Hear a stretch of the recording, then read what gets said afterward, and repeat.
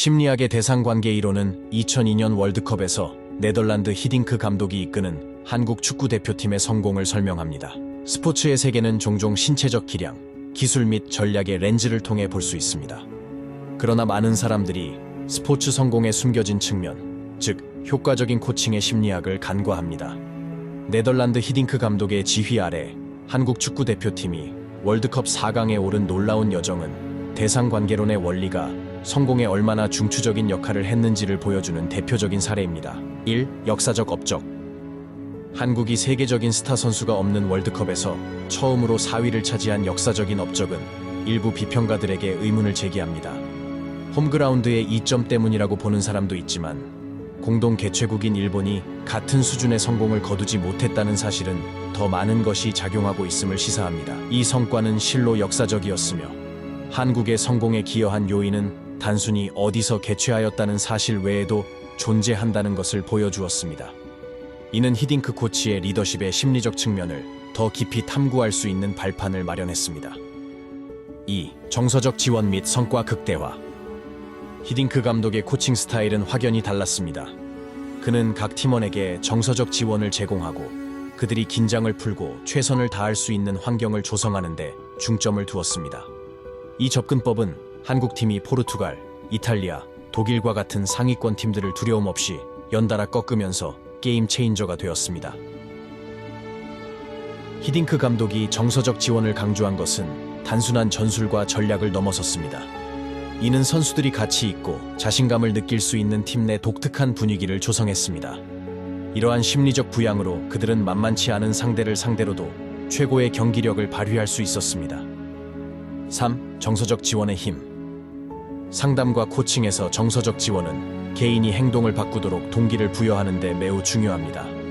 이 원칙은 선수들의 플레이 스타일을 바꾸기 어려울 수 있는 축구에서도 적용됩니다.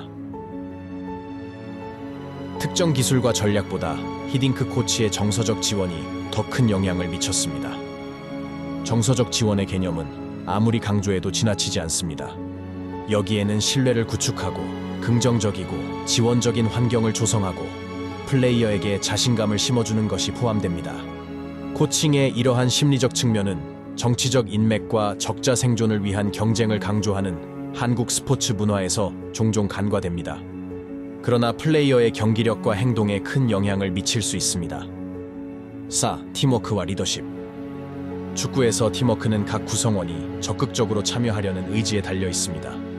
이러한 의지는 팀 내에서 신뢰를 구축하는 리더십 유형에 크게 영향을 받습니다.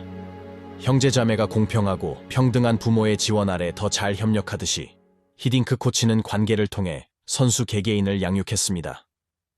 양육과 형제자매 협력에 대한 비유는 강력합니다.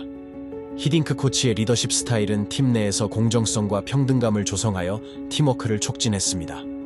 리더십이 팀 역학에 어떻게 영향을 미치는지 이해하는 것은 대상관계 이론의 맥락에서 매우 중요합니다. 5. 행동으로 나타난 대상관계. 가족 치료에서 자주 사용되는 대상관계 접근법은 정서적으로 성숙한 지도자가 행하는 양육을 통해 개인이 양육되고 성장할 수 있다고 가정합니다. 이때 히딩크 코치는 한국 선수들이 평소 실력 이상의 활약을 펼칠 수 있도록 팀을 육성하는 역할을 했습니다.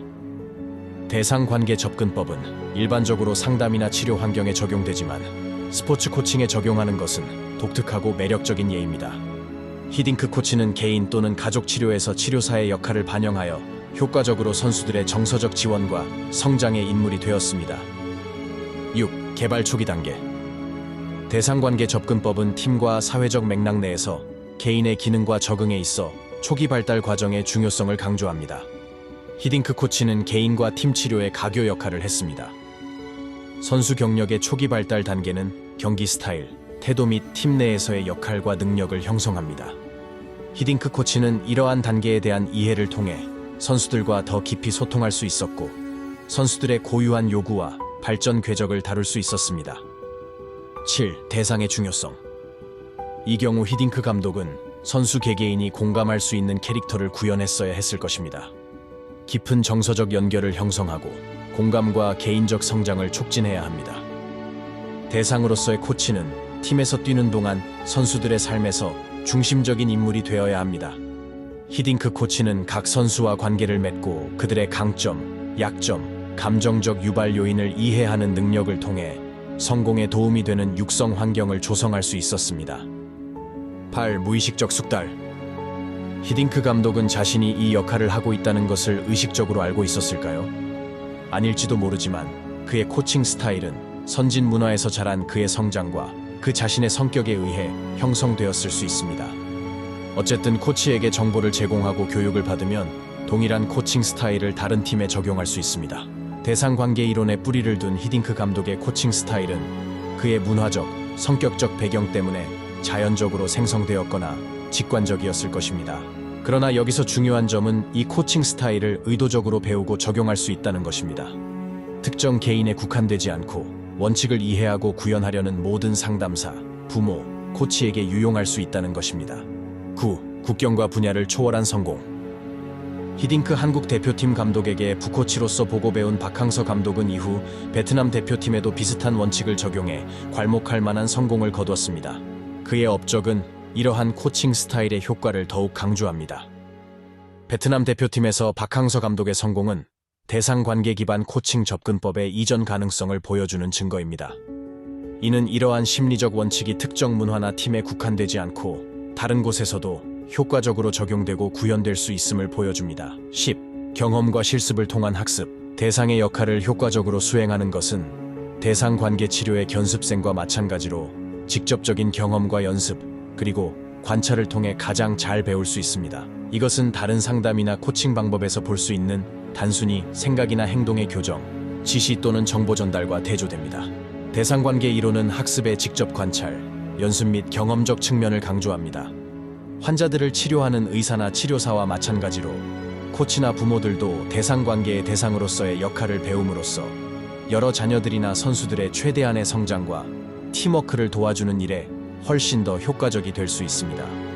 전문가들이나 부모들도 대상관계적 코칭 스타일의 영향을 직접 경험하고 관찰하는 이 실습 접근 방식을 통해 그 뉘앙스를 더 깊이 이해할 수 있습니다.